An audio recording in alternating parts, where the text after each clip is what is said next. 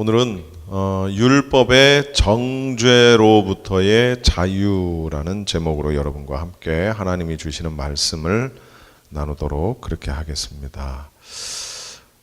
저는 계속해서 로마서를 설교를 하면서 여러분들이 잊어버릴까봐 이게 워낙 이 로마서라는 내용이 참 딱딱한 그런 본문이기 때문에 조금 이렇게 듣고 잊어버릴까봐 제가 계속해서 이렇게 앞에 있었던 내용들을 조금씩 이렇게 반복을 제가 지금 하고 있습니다.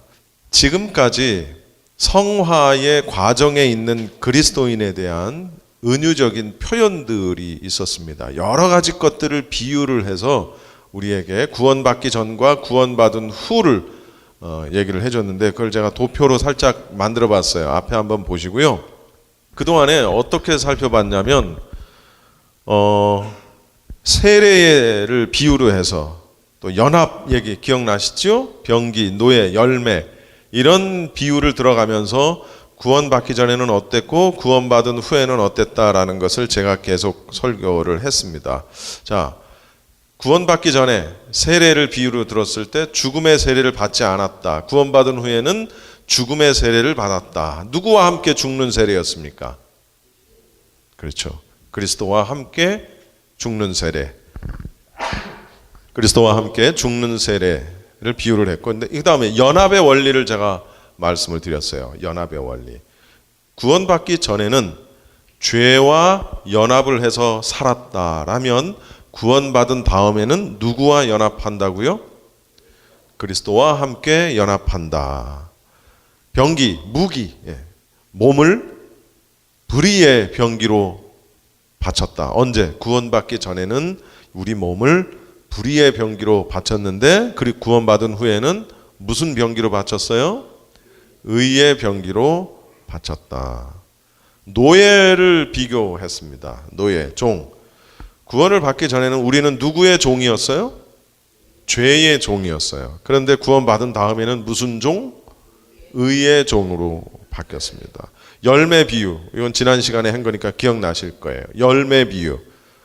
구원받기 전에는 어떤 열매를 거둡니까? 우리가?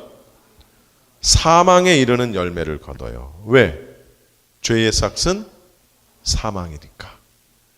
죄가 우리에게 가지고 올 수 있는 결과는 사망밖에 없다는 거예요. 그런데 구원받은 후에는 우리가 어떤 열매를 거둬요? 영생이라는 이름의 열매를 거두게 되는 겁니다. 영생.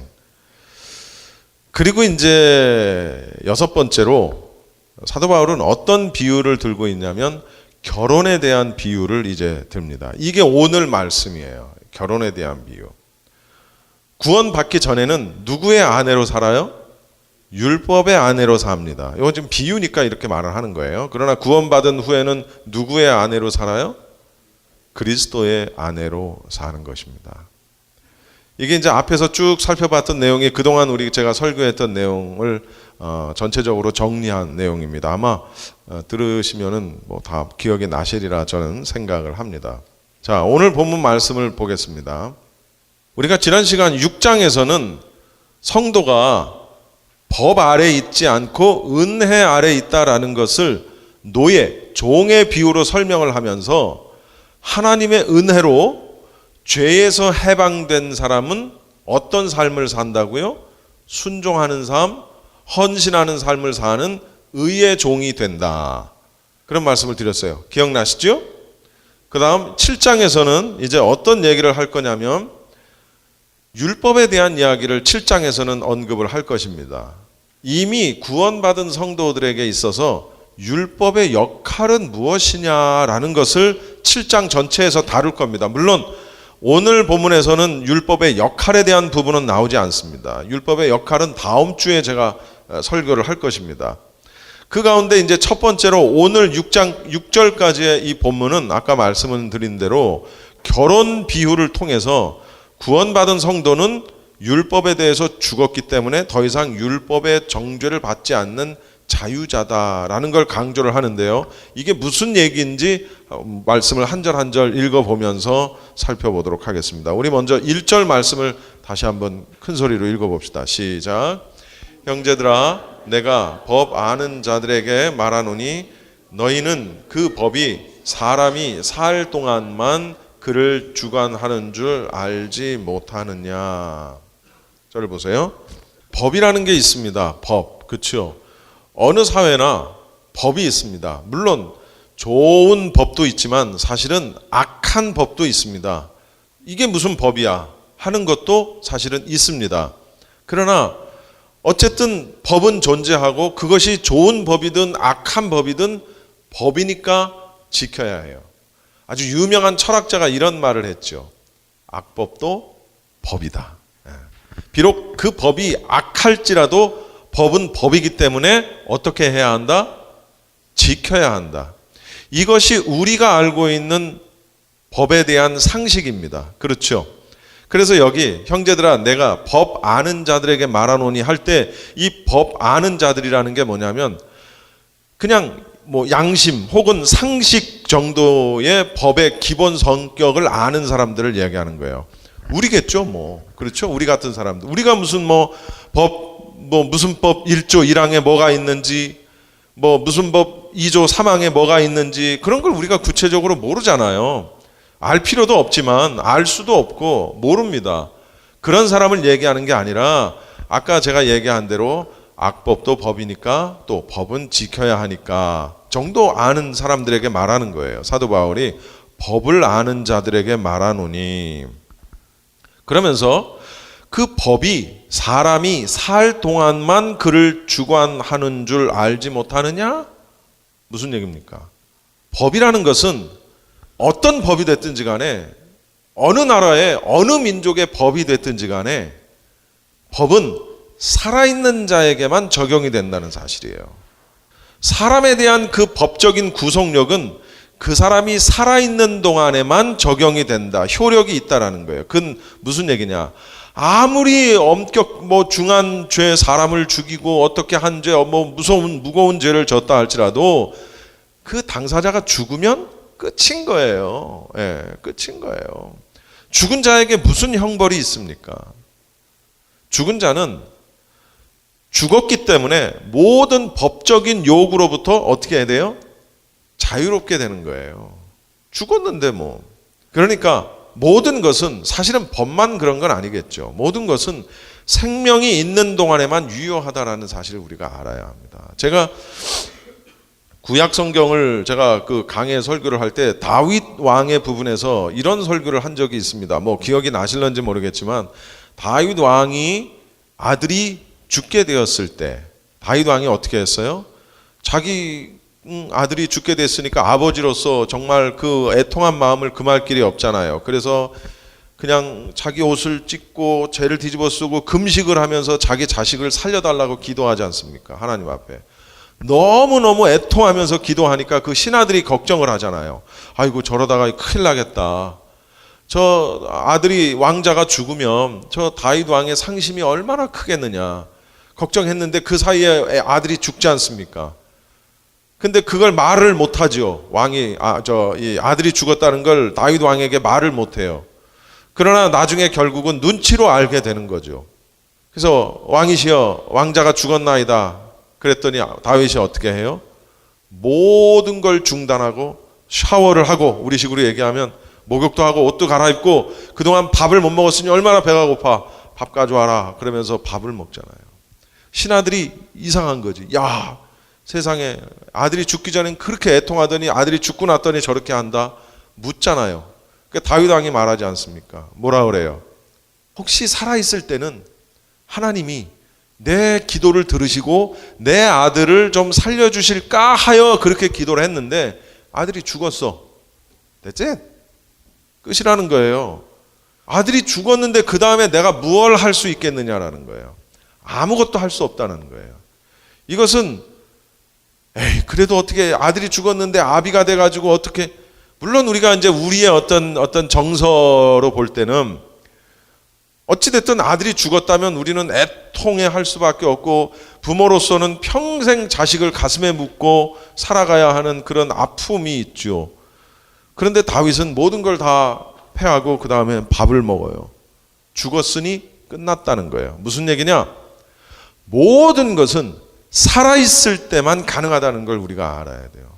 구원받는 것도 살아있을 때 우리가 회개하고 주님을 영접해서 천국 백성이 되고 영생을 선물로 받는 것이지, 죽은 다음에 어떤 종교처럼 죽은 자를 위해서 기도하는 것으로 그가 이쪽에 지옥에 있다 천국으로 간다든가 뭐 여기 있다 저기로 간다, 이게 아니라고요.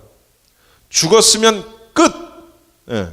그렇기 때문에 모든 문제 해결은 죽기 전에 해야 된다는 겁니다. 우리가 부모님이 돌아가신 다음에 아무리 잘해봐야 뭐해요? 제사밥을 아무리 잘 차려봐야 뭐 하냐고. 아무 의미가 없는 거예요. 예. 죽고 난 다음에는. 법도 마찬가지라는 거예요. 사람이 살 동안만 그를 주관한다. 법이 살아있는 사람에게만 적용이 효력을 발휘할 수 있다라는 얘기죠. 그러면서 사도 바울은 무슨 얘기를 하냐면 2절 말씀 읽어봅시다. 시작.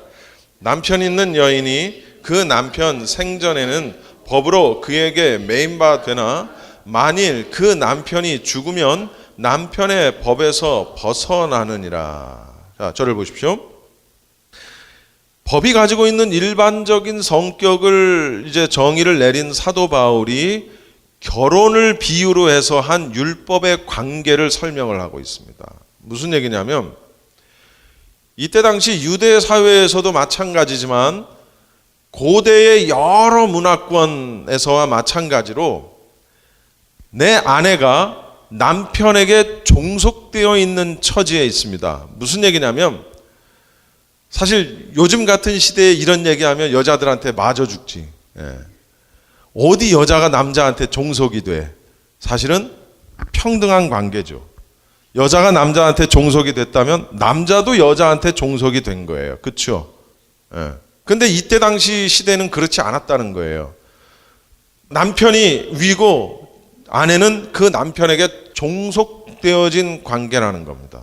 그래서 남편은 아내가 싫으면 이혼할 수 있어요. 그런데 아내는 남편이 싫어도 이혼할 수 없어. 그러나 굳이 그 같은 경우를 따지지 않더라도 남편을 둔 여자가 그 아내로서의 책임과 의무를 다 해야 되는 것은 마땅할 거예요. 그렇죠? 왜냐하면 한 남자와 한 여자가 혼인법, 결혼법이라는 법적인 구속력에 의해서 부부로 맺어졌기 때문입니다. 물론 이것은 오늘날 남자에게도 남편에게도 똑같이 적용이 되죠. 남편은 아내에게, 와이프에게 남편으로서의 의무를 다해야 합니다. 그것이 법입니다. 그러니까 어느 한쪽에게만 나에게 어떤 의무를 다해라 라고 요구할 수 없어요. 아내가 남편에게, 남편이 아내에게 똑같이 요구하는 거예요. 그래서 지금 사도 바울이 이걸 가지고 설명을 하는 거예요. 로마 교인들에게. 로마 교인들에게 이 설명을 들으면 그 사람들은 이게 무슨 얘기인지 금방 이해를 하지요. 그런데 여러분, 아내가 남편에게 법적인 의무를 하지 않아도 되는 때가 있어요. 그때가 언제일까요? 바로 남편이 죽었을 때예요. 남편이 죽었을 때는 그 아내는 새로운 다른 남편, 다른 남자를 맞을 수 있는 법적인 자유가 있어요. 그렇죠? 물론 뭐 아내가 죽으면 남자도 그렇게 할 수 있겠지만, 근데 문제가 뭐냐?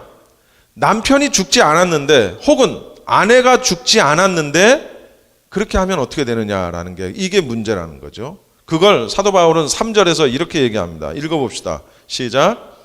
그러므로 만일 그 남편 생전에 다른 남자에게 가면 음녀라.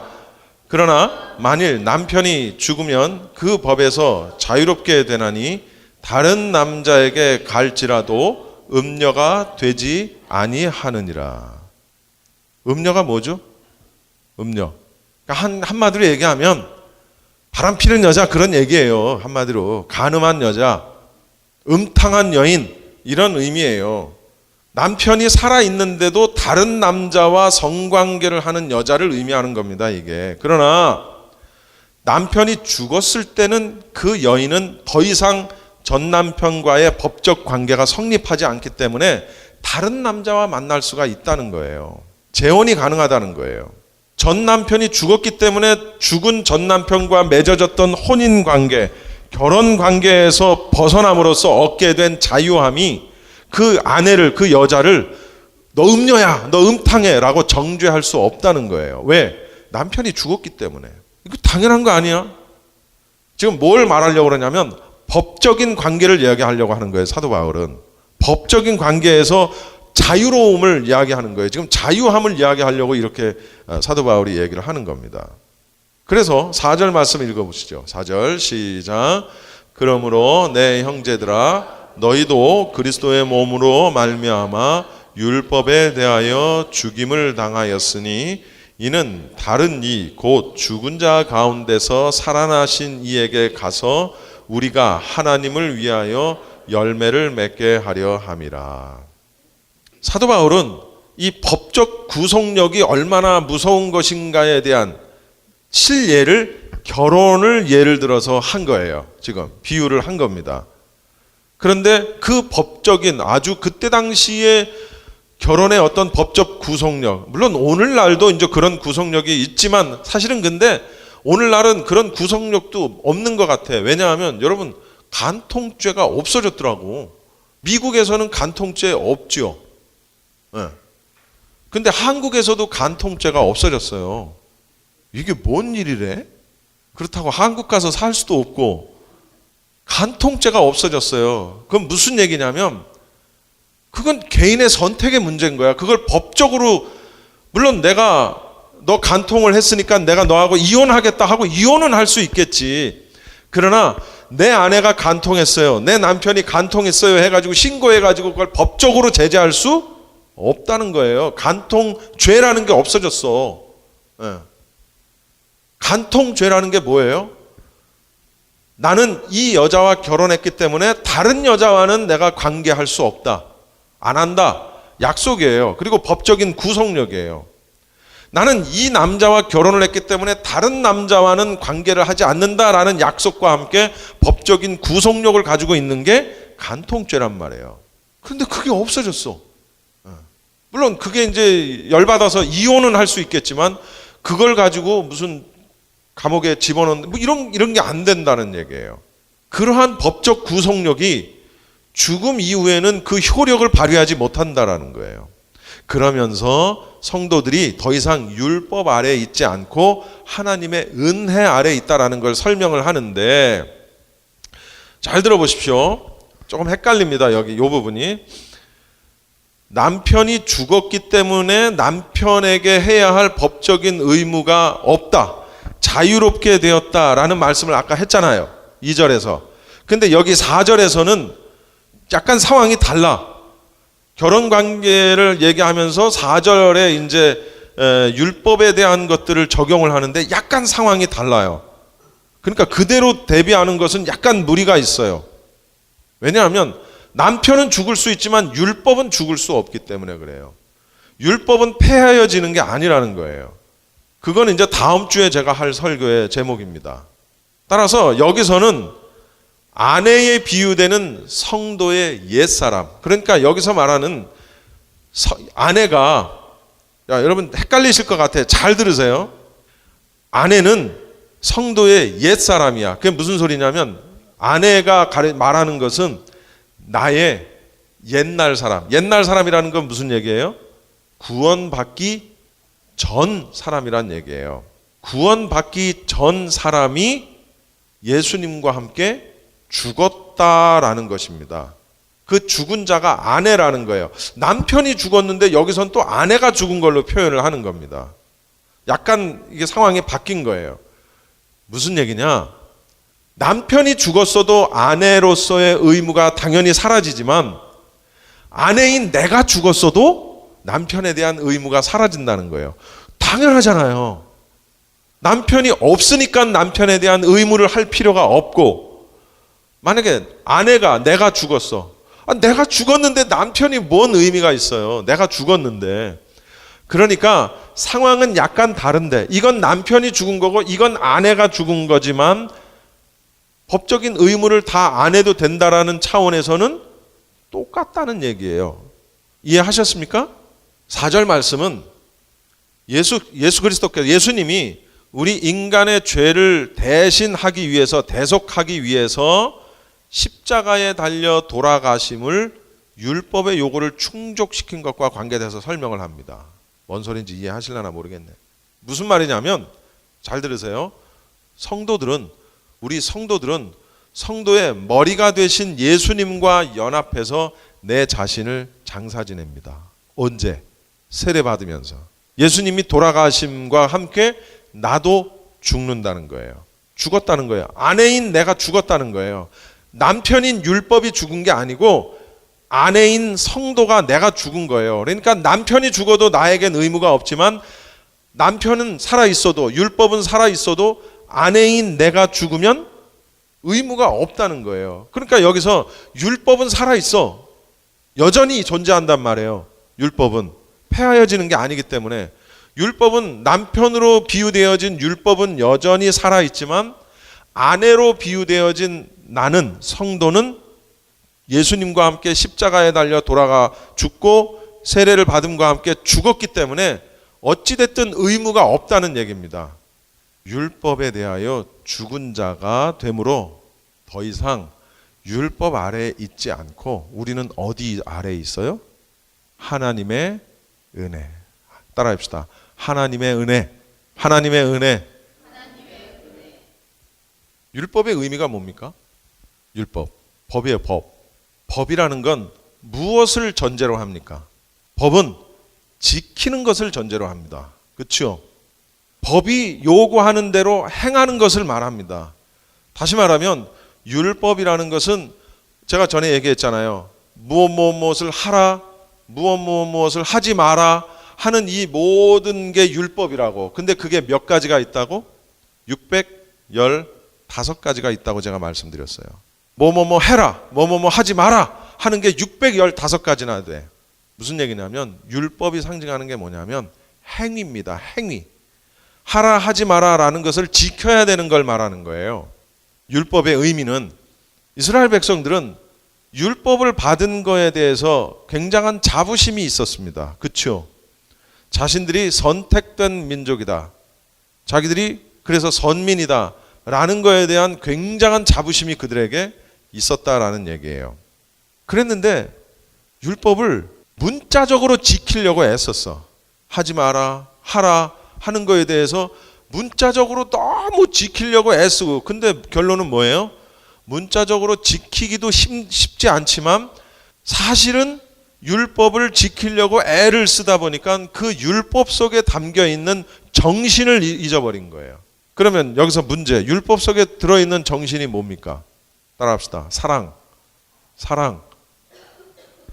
사랑인데 그거는 어디론가 가버리고 그냥 그 율법에 얽매여 가지고 율법을 어겼지, 율법을 지켜야 돼, 이런 행위의 어떤 그런 거에 목적이 그냥 치중해 버린 거예요.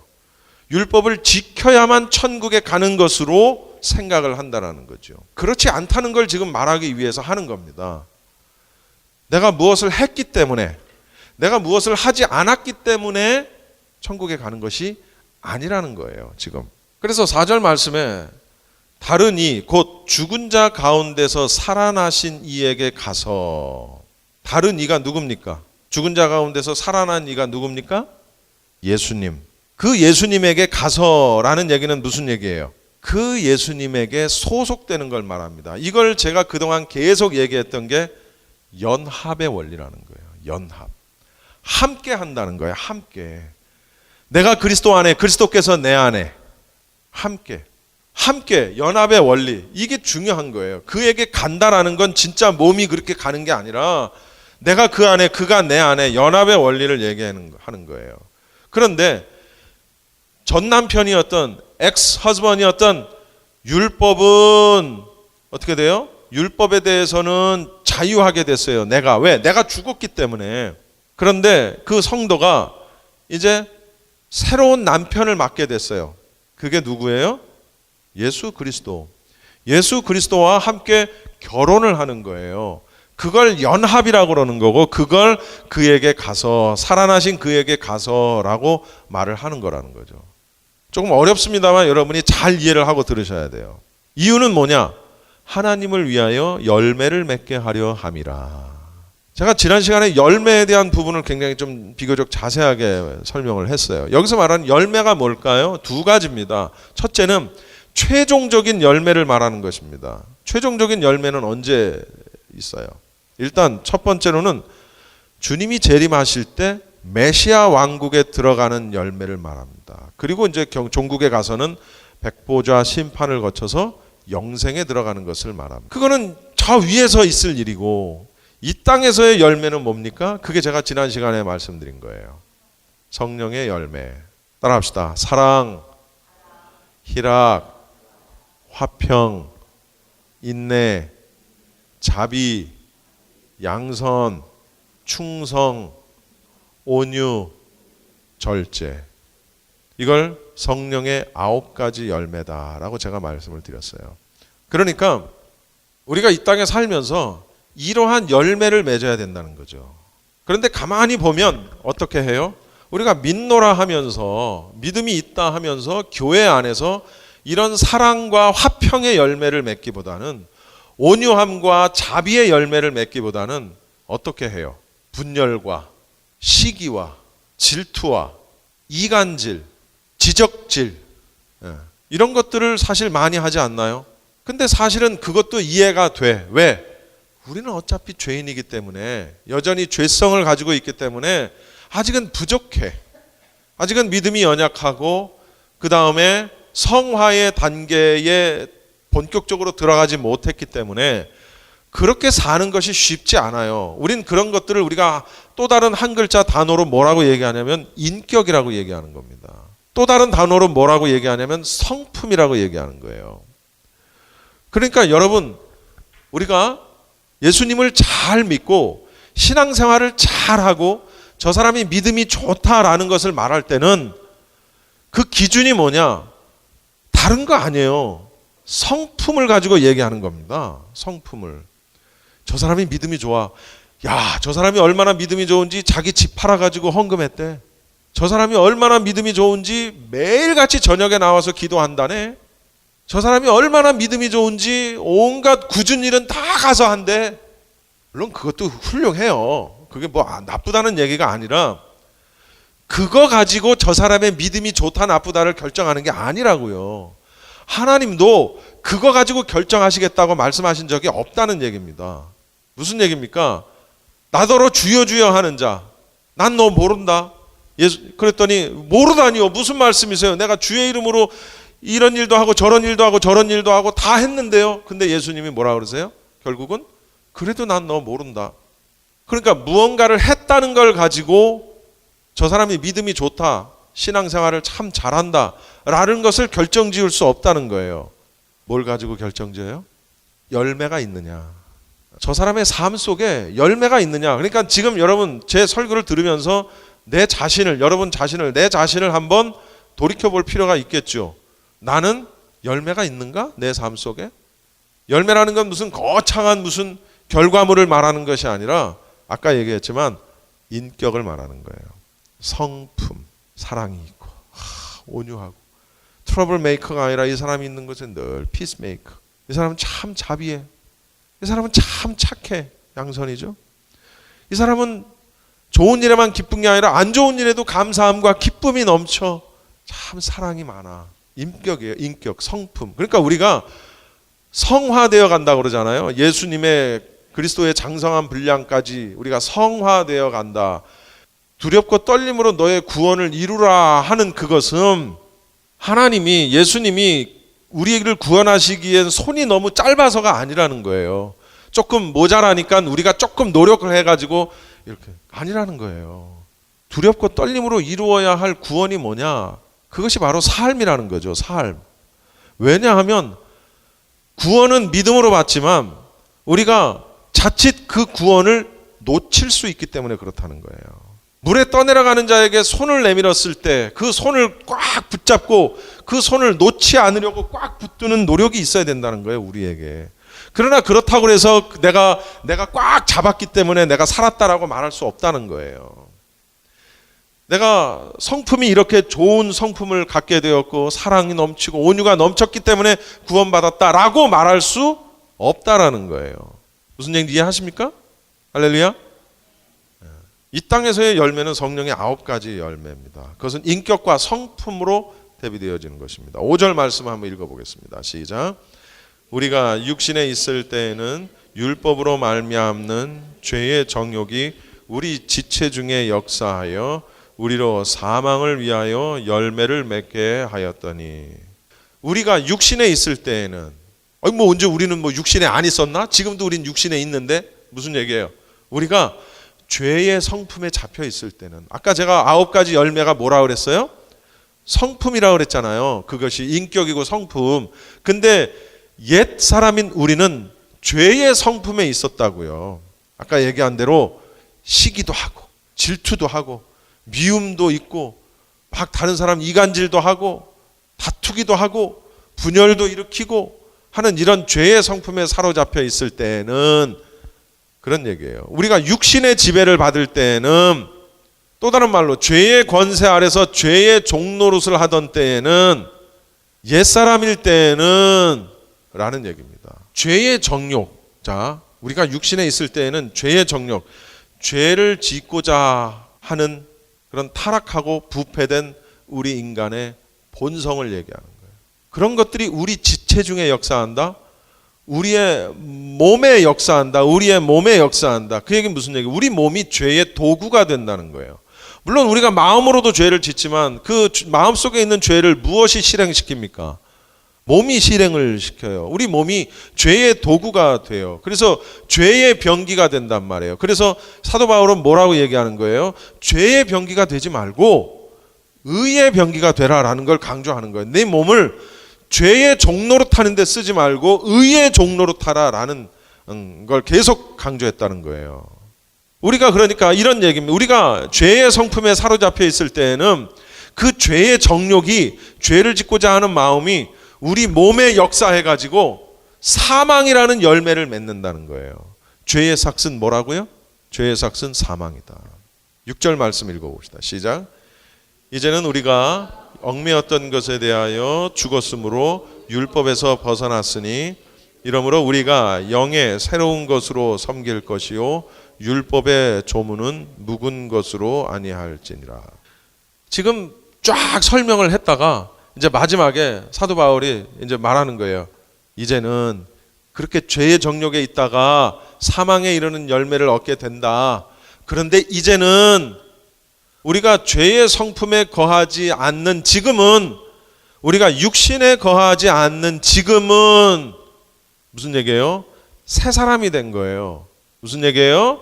거듭난 자가 된 거예요. born again 했다라는 거예요. 그 말은 곧 죄의 종이 아니라 의의 종이 되었다라는 겁니다. 그것은 곧 율법 아래에 있는 것이 아니라 하나님의 은혜 아래에 있는 것을 말하는 것입니다. 이제는 얽매였던 것에 대하여 죽었으므로 율법에서 벗어났으니, 얽매였던 것에 대해서 죽었다라는 말과 율법에서 벗어났다라는 말은 같은 말입니다. 다른 말 같지만 같은 말이에요. 우리 믿는 그리스도인들은 예수 그리스도의 몸으로 말미암아, 그 죽으심으로 말미암아 율법에 대하여 우리도 죽었다는 거예요. 뭘 해야 돼, 뭘 말해야 돼, 뭘 행위, 이런 거에 대해서 죽었다는 거예요. 그래서 더 이상 우리가 그런 율법에 의해서 너 이거 해야 되는데 안 했지, 너 이거 하지 말라 그랬는데 했지, 이런 정죄 당하지 않는다는 거예요. 우리가 오직 하나님 앞에서 의롭다 인정받은 자들이 됐다는 거예요. 죄인인데 그런데도 너 의롭다. 그걸 우리가 네 글자로 뭐라 그랬어요? 시작. 큰 소리로 시작.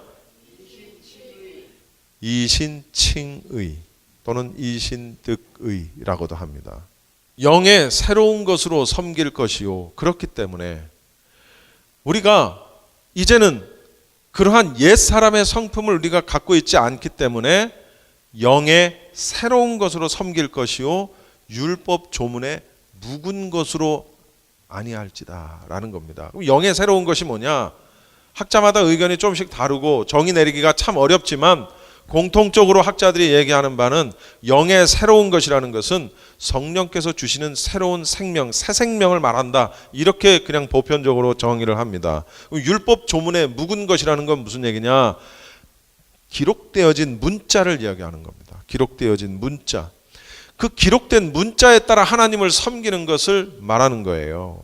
이제는 우리가 죄의 종로로 타는 사람들이 아니고 율법에 대하여 죽은 자들이기 때문에 영의 새로운 것으로 하나님을 섬기지, 이제는 율법에서 하라 하지 마라 한 걸 가지고 하나님을 섬기지 않는다라는 얘기입니다. 사실은 이 말씀이 우리에게 그렇게 가슴에 팍 와 닿지 않을 수 있어요. 왜냐하면 우리는 율법을 받은 자들이 아니기 때문에 그렇습니다. 그런데 이스라엘 백성들은 달라. 그들은 율법을 받은 자들이고 또 그 율법을 받은 것에 대해서 굉장한 자부심을 가지고 있었단 말이죠. 그러니까 우리는 이 기분을 몰라, 사실은. 그러니까 사도 바울의 이 로마 교인, 로마에 있는 유대인 크리스찬들에게 보내는 이 편지가 이 유대인 그 크리스찬들에게는 굉장한 충격이었을 것이라고요. 굉장한 충격이었을 것이라고요. 이게 도대체 무슨 소리야? 율법을 안 지켜도 된다니? 우리가 율법 아래 있는데 어떻게 율법 아래 있지 않다고 자꾸 얘기를 하지? 이것은 그들에게 있어서는 굉장히 큰 충격이었다라는 거죠. 아까 말씀드린 대로 율법은 그들에게 있어서 굉장한 자랑거리였기 때문에 그렇습니다. 근데 사실은 따지고 보면 율법으로부터 얻은 것이라고는 겉으로 드러난 이 외형적인 법조문밖에는 아무것도 없다는 사실을 우리가 알아야 돼요. 그렇다고 율법이 아무런 의미가 없느냐? 그렇지 않아요. 그것은 다음 주에 제가 하겠습니다. 결론입니다. 여기서 우리가 얻을 수 있는 두 가지 교훈이 있습니다. 우리를 율법에서 자유케 하실 분은 오직 하나님 한 분뿐이시라는 사실을 우리가 알아야 돼요. 고린도 후서에 보면 주는 영이시니 주의 영이 계신 곳에는 자유가 있느니라. 이런 찬양을 이게 무슨 의미인지도 모르고 그냥 부르는 거예요. 율동을 아주 재미있게 해가지고. 그 다음에 두 번째 우리에게 주는 교훈이 뭐냐면 율법에서 자유케 된 성도는 보다 적극적으로 하나님이 원하시는 삶을 살아야 된다는 겁니다. 할렐루야. 갈라디아서 5장에 보면 그리스도께서 우리를 자유롭게 하려고 자유를 주셨으니 그러므로 굳건하게 서서 다시는 종의 멍에를 매지 마라. 그런데요, 가만히 보면 여러분 우스갯소리로 그런 얘기 우리 참 많이 합니다만, 그런데 우리 교인들 가운데, 성도들 가운데 그런 사람들이 많아. 무슨 얘기냐? 누가 공짜로 택시를 태워줬는데 택시 태워준 게 너무 고마워가지고 머리뽀찜을 머리 위에 이고 있는 거야. 택시 타고. 아유, 태워준 것도 고마운데 어떻게 이걸 내린대요? 예담, do you understand? 택시를 태워줬는데 그게 고마운데 보찜을 못 내려놔. 자유함이 없는 거예요. 자유함을 받으라고 해줬는데 여전히 보찜을 내 머리에 지고 멍에를 메고 가는 거예요. 그리스도께서 우리를 자유롭게 하려고 자유를 주셨으니 그러므로 굳건하게 서서 다시는 종의 멍에를 매지 마라 했는데 여전히 종의 멍에를 매는 거야.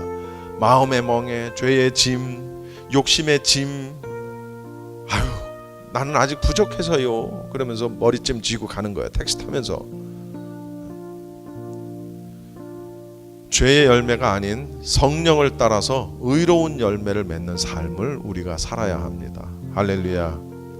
할렐루야. 그것이 하나님이 우리에게 주신 자유함입니다. 자유. 막 살아도 된다, 그런 자유가 아니고, 그건 자유가 아니지. 그건 방종이고 범죄지. 자유함에는 항상 책임이 따르는 것입니다. 책임이. 예수 믿고 구원받았으니 막 살아도 된다, 이렇게 말하지 않아요. 성경은. 진정한 자유는 책임이 있는 거예요. 내 안에. 그렇지 않습니까? 이제는 예수님이 우리에게 주신 자유함을 누리는 우리 모두가 됐으면 좋겠습니다. 저를 포함해서 우리 여러분 성도들 모두가 다 되셨으면 좋겠습니다. 죄에서 자유함을 얻는 우리 모두가 되셨으면 좋겠습니다. 기도하겠습니다.